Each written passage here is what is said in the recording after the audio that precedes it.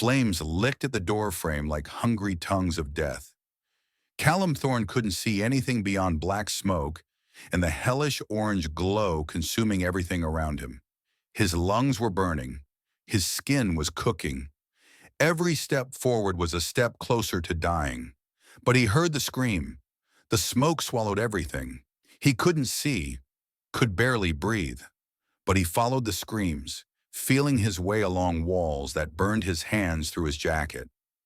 Then he found her, a woman crumpled at the base of the stairs, business clothes stained with soot, long hair tangled around her face, chest barely moving.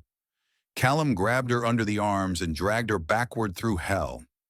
3 feet from the door, flames leaped at them from every direction. The door frame was an archway of fire. He didn't think, just pulled her through. And they tumbled onto the lawn as the night air hit his lungs like ice water. 15 minutes earlier, Callum Thorne had been just another tired father driving home from work. The dashboard clock glowed an accusatory 11:47 at night. His fingernails were still black with engine grease from 14 hours bent over car hoods at Martinez Auto Shop. His back screamed with every bump in the road. He used to be a mechanical engineer at a prestigious tech firm downtown. Good salary, corner office, the kind of career his parents bragged about at family gatherings. But when Rosa died 3 years ago, everything shattered. The car accident had been sudden and senseless. A drunk driver running a red light. His wife of 8 years gone between one heartbeat and the next. And Callum had been left alone with a 4-year-old daughter who kept asking when mommy was coming home. He couldn't focus on complex engineering projects anymore. Couldn't sit in meetings discussing quarterly projections while his little girl was at daycare, wondering why her father looked like he might break apart at any moment. So he quit. Now he fixed cars. Less money, more flexible hours, more time with Willow. His mind drifted to her as he drove. 7 years old now, probably asleep in her Iron Man pajamas. Mrs. Kowalski from next door was likely dozing on the couch with her knitting needles still in her weathered hands. Being a single father meant living in constant low-grade panic. Every minute away from Willow felt like tempting fate. Callum turned onto Maple Street, and that's when he saw it. Orange light danced across the sky like some terrible aurora. Smoke billowed thick and black, visible even against the darkness. His foot pressed harder on the accelerator. His street. It was his street. "Please, not my house," he whispered. "Please, God, not my house." But as he rounded the corner, his prayer was answered in the worst possible way. It wasn't his house. It was the old Victorian 2 doors down, the one that had been under renovation for months, the one nobody lived in yet, except the flames consuming it said otherwise. And standing in Callum's front yard, still wearing her Iron Man pajamas, face streaked with tears and lit by the hellish glow, was Willow. Callum slammed the truck into park. He was out before the engine stopped, sprinting across the lawn. "Willow, are you okay?" His daughter grabbed his shirt with desperate fists. Her eyes were huge, terrified, reflecting flames. "Daddy, there's someone inside. I heard them screaming." Time stopped. Other neighbors had gathered, a dozen people standing at safe distances, their faces flickering in the firelight. Some held phones up, recording. Some were crying. Nobody moved toward the house. Tom Brennan, the retired postal worker, had his phone pressed to his ear. They said 5 minutes. 5 minutes was forever when you were burning alive. Callum looked at his daughter. Willow stared back at him with those big, serious eyes. Eyes that had seen too much loss already for someone so young. "Daddy," she said, her voice small but certain, "you always tell me that good people act. Bad people just watch." His own words. The lesson he tried to teach her every single day. What kind of man did he want to be? What kind of father? "Stay with Mrs. Kowalski, sweetheart." "Daddy, no, please." "Stay with Mrs. Kowalski. I promise I'll come back." You promise? I promise. Callum pulled off his work jacket and ran toward the fire. The heat hit him like a physical wall. He wrapped the jacket around his head and pushed through the front door into hell. The world became searing pain. His eyes watered. Tears evaporated as fast as they formed. The roar of burning wood swallowed every sound. He found her at the base of the stairs, unconscious, barely breathing. He grabbed her and dragged her toward the light of the open door. When they tumbled onto the grass, people swarmed them immediately. Someone threw a blanket over the woman. Someone else shouted for water. Callum rolled onto his back, gasping. His entire body felt like one massive burn. Then Willow's face appeared above him, tears streaming down her cheeks. "Daddy, are you okay?" "I'm okay, sweetheart. I'm okay." Just before the paramedics loaded the woman into the ambulance, her eyes fluttered open. For just a second, her gaze found his across the lawn. Her lips moved behind the oxygen mask. He couldn't hear what she said. Then she was gone, sirens wailing into the night. The next day at Mercy Hospital, a nurse mentioned something that made Callum's blood run cold. "A man came by asking about you. Silver hair, expensive suit. Asked for your name, address, everything." "Who was he?" "I don't know, but he didn't seem friendly. I didn't give him any information." Someone was asking about him. Someone who didn't seem friendly. 2 days later, everything changed again. Callum was on his front porch watching Willow shoot baskets when headlights appeared at the end of Maple Street. Not just headlights, multiple sets, moving in formation. A convoy of black SUVs with tinted windows. They stopped in front of his house like a presidential motorcade. "Daddy?" Willow clutched her basketball. "Who is that?" "I don't know, sweetheart. Stay behind me." Men stepped out first, 6 of them in dark suits, moving with military precision. Security. Professional, expensive security. Then the middle SUV's door opened. A woman emerged, and Callum's breath caught. It was her, but transformed. Not the broken, unconscious woman he dragged from the fire. This woman stood straight and tall, dressed in clothes that probably cost more than his truck. Her hair, previously singed, was now cut into a sleek style that made the damage look intentional. Her face, cleaned of soot, was striking. Sharp cheekbones, intelligent eyes. "Mr. Thorne." Her voice was cultured, educated. "My name is Victoria Ashford," Willow gasped. "Victoria Ashford? From Ashford Dynamics? Daddy, she's a billionaire." Victoria's lips curved into something almost like a real smile. Yes, that Victoria Ashford. Ashford Dynamics was a multi-billion-dollar empire. Fire suppression systems, among other technologies. Victoria Ashford herself was one of the wealthiest women in the country.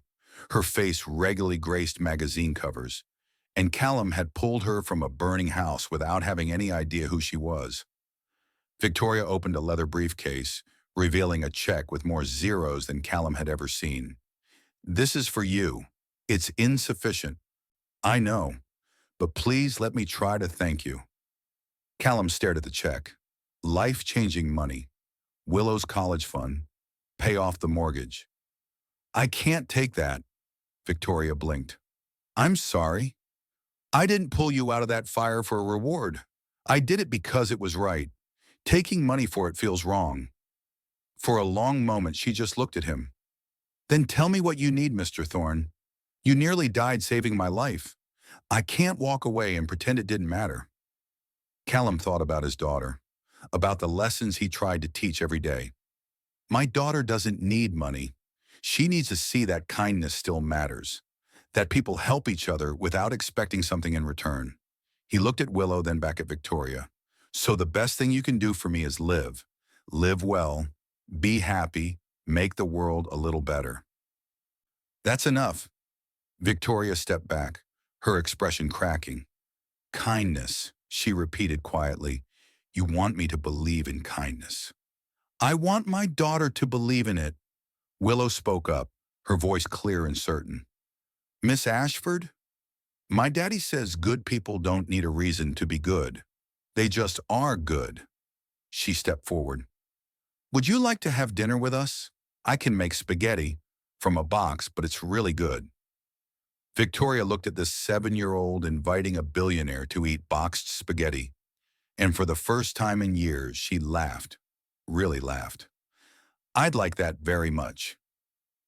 That evening, Victoria Ashford sat at a small kitchen table eating spaghetti with sauce from a jar, while a 7-year-old explained every Iron Man movie in exacting detail. The kitchen was cramped, the furniture old, the plates mismatched. But it was warm. Victoria couldn't remember the last time she'd been somewhere that felt this genuinely alive. Her penthouse was beautiful but sterile. Her office efficient but cold. This kitchen had crayon drawings taped to the refrigerator, a photograph of a beautiful woman in a silver frame near the window. That's Mommy, Willow said, catching her gaze. She's in heaven now, but Daddy says she's always watching us. She was beautiful. She was the best, Willow nodded solemnly. She made really good pancakes. Daddy tries, but he burns them sometimes. That was one time, Callum protested from the stove. Victoria found herself smiling, a real smile. Your wife, she asked carefully. How long? 3 years. Car accident. I'm sorry. You lost someone too. I could see it in your eyes that night. Victoria's hands stilled. My father, he was a firefighter. He died saving me from a house fire when I was 12. The words came out before she could stop them. She never talked about this. He got me out, but he went back in for our neighbor's cat. A stupid, scared cat. Her voice went distant. The house collapsed before he could get back out. Willow reached over and put her small hand on Victoria's arm. That's sad. He must have loved that cat very much. He loved everything that needed saving. That's who he was. That's who you are too, Willow said matter-of-factly. You build fire-stopper things so other kids don't lose their daddies. Victoria couldn't speak. Her throat had closed completely. You're a very smart little girl, Willow. I know, Daddy tells me every day. The next morning, Callum returned to the auto shop. He was underneath a Ford F-150 when a shadow fell across the garage floor. Callum Thorne, I've been looking for you. A man stood in the doorway, 52 years old, silver hair, a suit that cost more than everything Callum owned, a Patek Philippe watch glinting on his wrist. Who's asking? Sterling Vance, CEO of Pinnacle Development. I have a proposition. Callum stood slowly. Every instinct screamed that this man was dangerous. Not interested. I'll pay you double whatever Victoria Ashford offered. $1 million. All you have to do is stay away from her. Why? Because Miss Ashford is building something that could affect my business interests. Vance smiled coldly. And I don't like having my interests affected. I already told her I don't want her money. Vance tilted his head, studying Callum. Everyone has a price. Everyone. He stepped closer. You have a beautiful daughter, Willow, 7 years old, attends Lincoln Elementary. Every muscle in Callum's body went rigid. You don't want anything bad to happen to her, do you? Callum moved before thinking. His hand closed around Vance's silk tie, jerking him forward. If you ever mention my daughter again, I will show you exactly why I'm not afraid to run into burning buildings. Vance's security materialized, but the CEO held up a hand. He was still smiling. Careful, Mr. Thorne. You have no idea who you're dealing with. I know exactly what you are. Callum released him. Sterling Vance straightened his tie, eyes cold as winter. You should ask Miss Ashford why she was in that house that night. Alone. Ask her who knew she'd be there. The car pulled away. Callum stood in the garage, heart pounding. Someone had known Victoria would be there. Someone had wanted her in that house. The next day, he drove to Ashford Dynamics. Sterling Vance came to see me, he told Victoria. He threatened my daughter. Victoria's expression shattered. Vance found you, offered me $1 million to stay away from you. When I refused, he mentioned Willow by name, her school, her schedule. Victoria pulled him into a private conference room. The fire wasn't an accident, she said. The arson investigation confirmed it. Someone said it deliberately. Callum felt the floor shift beneath him, and I was inside when they did. You think Vance, Pinnacle Development has been trying to acquire my company for 2 years. When I refused to sell, they started playing dirty. Industrial espionage, patent challenges, spreading rumors. Her hands were shaking. I was at that Victorian house to inspect a potential investment. Someone knew I'd be there. Someone told the arsonist. You were supposed to die in that fire. Yes. The word hung between them. I need your help, Callum. I know you're a mechanic, not a bodyguard, but you're someone who runs toward danger when everyone else runs away. That's exactly the kind of person I need. She led him to her research laboratory. The space was enormous, filled with equipment he couldn't identify. In the center, engineers gathered around a miniature house, maybe 6 feet tall, with tiny furniture and working lights. Project Phoenix, Victoria explained, a system that detects smoke at the molecular level, before it becomes visible, before it becomes deadly. If it works, we could reduce fire deaths by 80%. What's the problem? It doesn't work. Her shoulders slumped. 3 years, hundreds of millions of dollars. It works perfectly in labs, but fails 90% of the time in real-world tests. Dr. Nakamura, the lead engineer, ran 2 test scenarios. Both used identical smoke, but the system responded completely differently. Callum watched, thinking. What time of day is each scenario supposed to represent? Nakamura blinked. Time of day? Scenario 1 simulates 6 p.m. Scenario 2 simulates 10 p.m. Callum nodded slowly. People cook at 6 p.m., not at 10. So when the system detects kitchen smoke at 6, it hesitates because that's normal. But that means it's slower to respond during dinner time, when most people are actually home and in danger. Nakamura's composure crumbled. The learning algorithm. It's programmed to avoid false alarms during high-activity periods. But that's exactly when people need it most. Victoria grabbed Callum's arm. You just solved a problem we fought for 3 years. In 5 minutes. I just asked a simple question. That's exactly my point. I want you to work with us. As a consultant. I don't know anything about technology. You know about people. Please, Callum, help me finish what my father started. The months that followed were the strangest of Callum's life. 3 days a week at Ashford Dynamics, the other days at the auto shop, and somewhere between, Victoria became something more than an employer. She started coming to dinner, first once a week, then twice. Then it became strange when she wasn't there. Willow adored her. Victoria, watch this, became the constant soundtrack. Victoria helping with homework, learning to make spaghetti that wasn't from a box. One evening, Callum came downstairs to find Victoria reading Willow a bedtime story. His daughter was half asleep, her small hand clutching Victoria's sleeve. He stood in the doorway watching, and felt something crack open in his chest that had been sealed since Rosa died. Later, Victoria found him on the porch. Willow asked me something tonight. If I like you, in the like way. Callum's heart stopped. What did you tell her? I didn't know what to say. They stood in silence. My wife, Callum finally said, before she died, made me promise something. She said Willow would need a mother figure, that I couldn't do it alone forever. His voice broke slightly. I never thought I would. I thought that part of me died with her. What about now? Now I'm standing here with the most remarkable woman I've ever met, and my 7-year-old is asking if I like her. Victoria's eyes held hope and fear and something deeper. Willow said her mother told her before she went to heaven, that her daddy deserved to be happy again, but that he doesn't believe it. She looked at him. Then she said, I think you can make him believe, because you look at him the way Mommy used to. Callum couldn't breathe.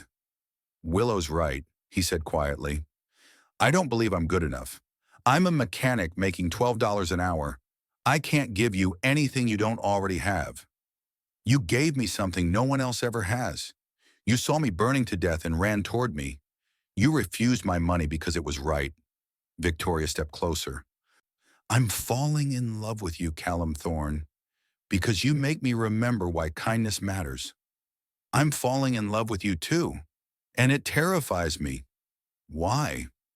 Because the last time I loved someone this much, I lost her. Then we'll just have to make sure neither of us goes anywhere. She kissed him, and something beautiful began to grow from the ashes of all they'd lost. 6 months after the fire, Project Phoenix was ready for board approval. The field trials had exceeded every expectation. 3 cities, hundreds of homes, 0 deaths where the system was installed. The board meeting was scheduled for Tuesday morning. The presentation went well, data and charts that made board members nod appreciatively. Then Bennett Aldridge stood up, 48 years old, 8 years on the board, trusted, respected. I move that we terminate Project Phoenix immediately. The liability is unacceptable. But Eleanor Hartwell, the 73-year-old board chair, slowly rose. Sit down, Bennett. The room went silent. I've known about your arrangement with Pinnacle for 6 weeks. You've been accepting consulting fees from our competitor, sharing confidential information, working to undermine Miss Ashford. Aldridge's composure crumbled. Your time on this board is over. Security will escort you out. As Aldridge was led away, Eleanor turned to the remaining members. Shall we vote on Project Phoenix? The vote was unanimous. That night, Willow was waiting when Callum got home. Daddy, did the bad guy get caught? One of them, sweetheart. There's still more work to do. Willow nodded solemnly. Mommy Rosa used to say weeds keep growing back. But good people keep pulling them. That's what makes gardens beautiful. Callum stared at his daughter, 7 years old and already wiser than most adults. When did you get so smart? I've always been smart, Daddy. You're just finally noticing. But that night, while they celebrated, someone broke into the laboratory. They took everything, every prototype, every backup drive, every piece of documentation, and they corrupted the cloud backups with sophisticated malware. Callum arrived at 5 in the morning to find Victoria standing in the empty lab, her face hollow with exhaustion and fear. It's all gone. Everything. 3 years, hundreds of millions of dollars, gone. 1 week after the theft, Sterling Vance appeared on the street corner near Victoria's office. I hear you've had some setbacks, Miss Ashford. What do you want? Sterling? To make an offer. Sell Ashford Dynamics to Pinnacle. Now, at a premium price. And if I refuse, then we release our own system. One that does everything Phoenix does, but cheaper. The smugness radiated from his face. We have all your data, every specification, every algorithm. That's theft. Prove it. 1 week, Miss Ashford. Think about it. The emergency board meeting was brutal. 4 members voted to shut down Phoenix, 3 to continue. Victoria stood watching everything crumble. Then she laughed. Fine. The board doesn't want to fund Phoenix? Then I'll fund it myself. Eleanor blinked. I'm sorry? I'll buy out the company's stake, take the technology private, rebuild with my own money. Victoria, that's hundreds of millions of dollars. I have hundreds of millions, and I'd rather spend them on something that matters. She looked around the room. Anyone who wants to come with me, engineers, staff, anyone who believes in what we're building. I'll match your salary and give you equity. Dr. Nakamura raised his hand. I'm in. Others followed. Agent Delgado stepped forward. I'm better at security than whoever was protecting this place. Even Eleanor stood. Someone needs to keep you from making completely reckless decisions. Besides, your father was my friend. Callum stood last. I'm in too, because my daughter is watching, and I want her to know her father never gives up on things that matter. The next 6 months were brutal. Victoria bought a smaller facility, hired back everyone who followed her, poured her fortune into rebuilding. Dr. Nakamura worked 20-hour days, reconstructing algorithms from memory. One exhausted morning, Callum found him slumped over his workstation. You need sleep. Sleep can wait. Nakamura rubbed his eyes. My sister died in a house fire when I was 12. Same age Victoria was when she lost her father. He looked at the prototype taking shape. Every life Phoenix saves is a little sister who gets to grow up, a father who walks his daughter down the aisle. That's worth any sleepless night. Callum put a hand on his shoulder. Then let's make sure we get it right. The legal battle with Pinnacle became a public spectacle.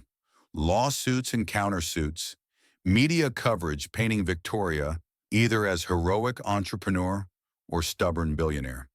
Through it all, Callum was there, working 80-hour weeks, asking simple questions that made PhD holders reconsider everything. And every night, coming home to Willow and Victoria, because that's what they'd become, a family. Victoria had moved in, her clothes in his closet, her books on his shelves, her voice the last thing he heard before sleep. Willow had started calling her Victoria Mom when she thought adults weren't listening. Then Agent Delgado came with news that changed everything. I found something, security footage from the neighbor's house, the night of the fire. Why are we only finding this now? The neighbors were overseas for 18 months. When they returned and reviewed their footage, they found the recording. They contacted us immediately. She showed him the video, and his blood ran cold. It wasn't Sterling Vance who set the fire. It was Bennett Aldridge. The plan was to destroy the property and blame faulty electrical work, Delgado explained. Insurance fraud. But Victoria's visit was last minute. She changed her schedule that afternoon. Aldridge had already planted the accelerant. He didn't know she'd be there. So it was supposed to be arson? That turned into attempted murder the moment Victoria walked through that door. And Aldridge confessed everything to get a reduced sentence. He gave us Vance. Delgado smiled grimly. Sometimes justice takes time, but it always catches up. The trial was everything Victoria had dreamed of. The courtroom was packed, media everywhere. Sterling Vance sat at the defendant's table, still smug, until the video played. Bennett Aldridge pouring accelerant, lighting the match, walking away as flames erupted. The smugness evaporated from Vance's face. And we have the testimony of Bennett Aldridge himself, Victoria's lawyer announced, who has cooperated fully. The judge's voice rang through the courtroom. Sterling Vance, you are under arrest for attempted murder, arson, and industrial espionage. Police officers moved forward. Handcuffs clicked around Vance's wrists. As they led him away, Callum caught his eye. No more cold smile, just fear and the dawning realization that it was over. Victoria grabbed Callum's hand. We did it, she whispered, tears streaming. It's finally over. It's over, and we won. That night, with Willow asleep, they sat on the porch. I need to ask you something, Callum said. Anything. When we met, I was just a mechanic with burned arms. I had nothing to offer you. I still don't have much. This house needs a new roof. My truck runs on hope. He turned to face her. But I love you. I love you in a way I thought I'd never love anyone again. And Willow loves you. She asked when she can call you Mom for real. Victoria's eyes filled with tears.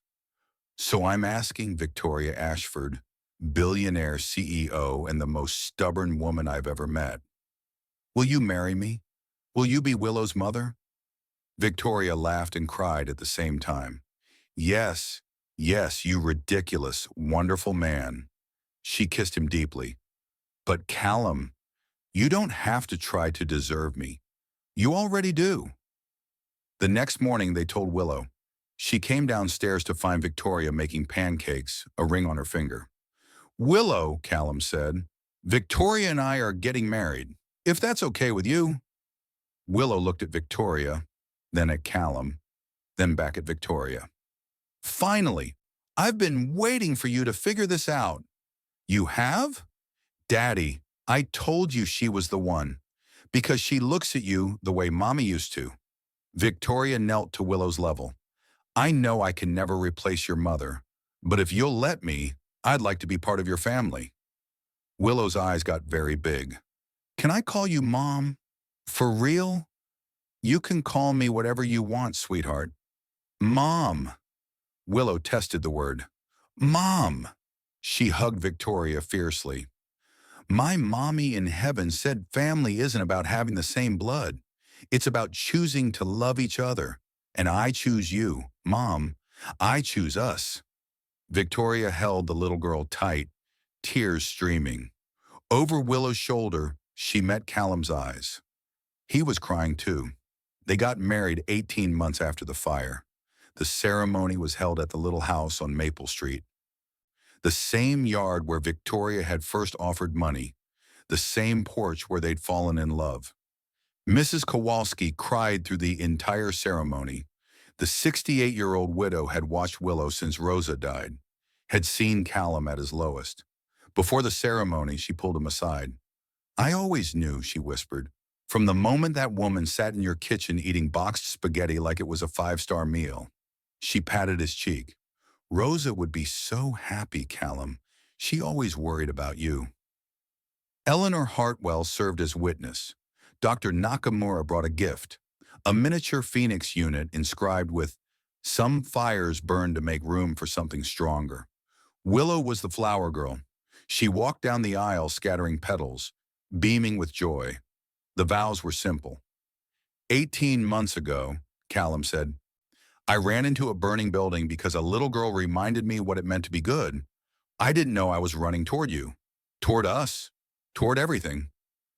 I spent my life building walls, Victoria said, to protect myself, to honor my father. Then you crashed through them, you and Willow. You taught me love isn't weakness. It's the only thing that matters. Willow insisted on speaking too. My mommy Rosa is in heaven, and she's happy today because she wanted Daddy to find love again. She looked at both parents. We're a family now, for real, and that's the best ending ever. Except it wasn't an ending. It was a beginning. 1 year later, Phoenix Technology had become the leading fire suppression system in North America. Hundreds of thousands of homes. Over 1,000 lives saved in its first year. Victoria still ran the company but had learned to delegate. Being home for dinner mattered more than every meeting.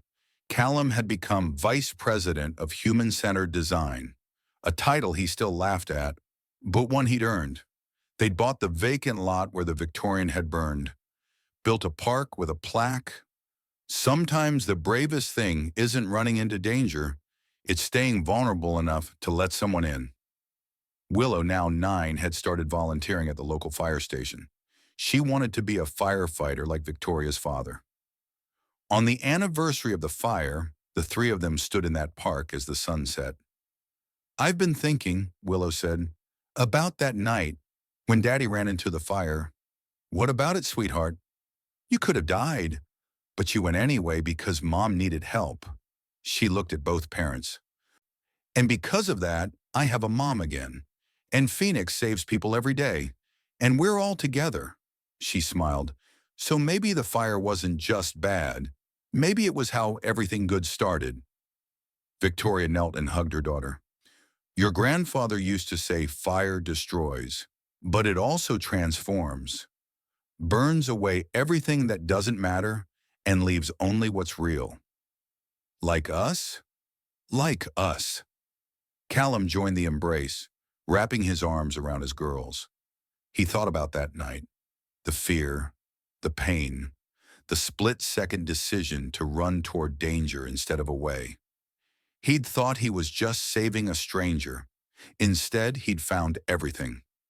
"I love you both," he said quietly. "More than I ever thought I could love anything again."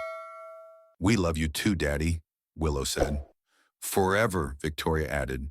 And standing there in the fading light, surrounded by the two people who meant everything, Callum Thorne finally understood what his daughter had known all along. Good people act. They run toward the fire, not away. Because sometimes the flames don't destroy. Sometimes they illuminate the path to everything you've been searching for.